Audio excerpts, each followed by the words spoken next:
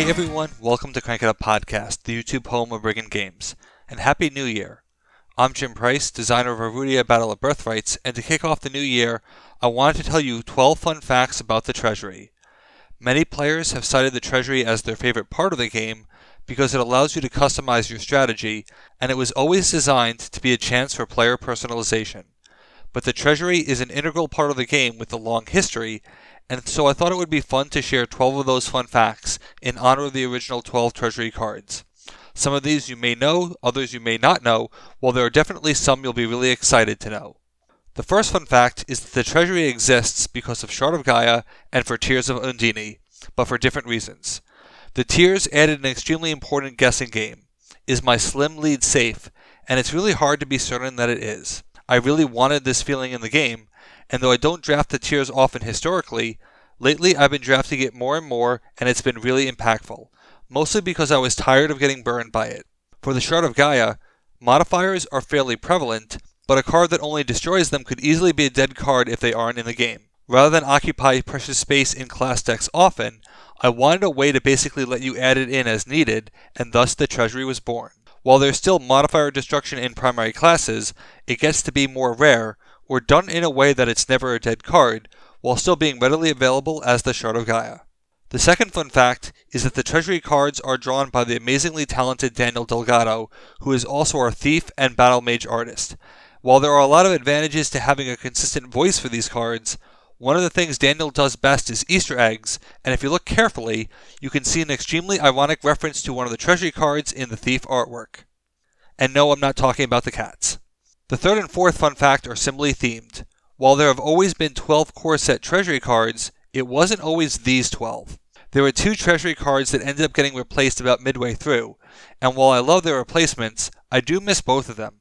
One of them was a card draw based card, but offered a unique value proposition first, the ability to shuffle your deck. This was cut because card draw wasn't something particularly lacking, and at the time, players were really resistant to the idea of overdrawing, which I personally believe is really important in a 50-card deck. The second card was a healing card that was removed, because healing in a vacuum can be difficult to get it right. If you notice, the clerics have interrupts to make it always be useful. But I do expect that we will get a healing replacement eventually, because there will be a great need for one. However, I cannot say when that is, because of fun fact number 5. I don't directly control the fate of Treasury cards. You do.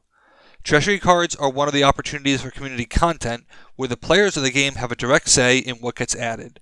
This is particularly challenging for me, because there are so many things I want to do with the Treasury, but it's really important to me that we offer this opportunity for others. When you design a Treasury card, it can potentially be used by both players in every game, and that's really exciting.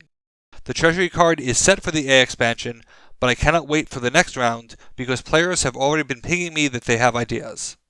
The sixth fun fact is about the Lamia Lyre, the very A expansion Treasury card.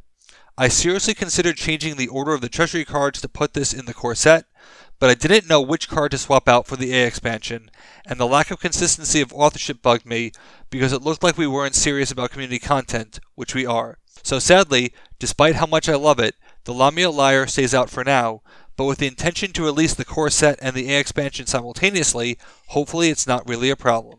The next fun fact is also about the Lamia Lyre, but about its ability. If I had to think of which class benefits the most from the Lyre in the core set, I think I would say Scouts, but you would never guess why, unless you knew the specifics of the ability, and I'm convinced that it wouldn't be what you think it is. The eighth fun fact is the rule about capping the Treasury side, and that it was made out of necessity, not desire. The goal is to add a new Treasury card each expansion, but eventually this will stop, mostly because I'm afraid of setting up getting too long, because some people take longer than I like drafting their Treasury cards. There were some other proposals considered, but ultimately rejected because of the counter nature of these cards. It wouldn't make sense to draft from a random set of 12, because you could potentially lose access to the Shard of Gaia or Ashes of Ifrit, which are both critical against some classes, and it goes against the spirit of personalization. That's not to say players won't inevitably house rule this, but officially, the Treasury has a hard cap in terms of deck size. The ninth fun fact is that we may actually hit this cap sooner than you think, because there is at least one class that does not draft Treasury cards, which means that their Treasury deck would be larger than most. This makes things very interesting for the Shea Mushroom, as it now has full access to everything, but also has interesting implications for Brigand, because there is much less certainty about what you are stealing. But until I answer why this class has no treasury cards, choosing to steal from your rival's hand remains risky, because you don't know what they have instead. The 10th fun fact is that the treasury cards have a gold border as opposed to the silver border of class items, and this is largely done to make it easier to sort cards in physical form, while also drawing attention to the royal qualifier. But this will actually have a non-trivial impact on the game later on, and that amuses me. In fact, the class who cares about this is actually hinted in the treasury card itself, but I'll tell you right now that the reference is an extreme deep cut, but I'd be impressed if you figure it out. The second to last fun fact is that the treasury cards used to not have house crests on them, which was intentional.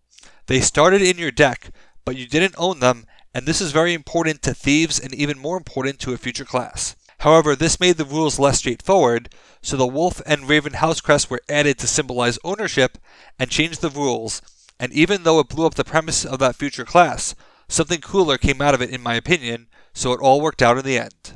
The final fun fact has to do with that I've been very careful to not use the word item when describing treasury cards, because I am somewhat open to the idea that they need not all be items.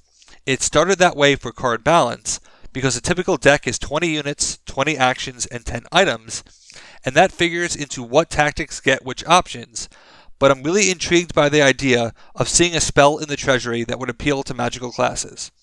There are a few complicating factors that make this difficult, such as how would that even look like on the card, but those are details for the treasury card designers, which again, are not me. You can actually see traces of this inspiration in the Bevian Glaive, which was almost going to be a mercenary style unit, but for many reasons it works much better as a weapon playable with any tactic. The treasury isn't just a chance to draft some cards to flesh out your deck, it plays a pivotal role in several classes, and I'm really excited to see how it evolves with your ideas. What's your favorite treasury card? Let me know in the comments. Thanks for watching, be sure to like and subscribe, let's shut it down.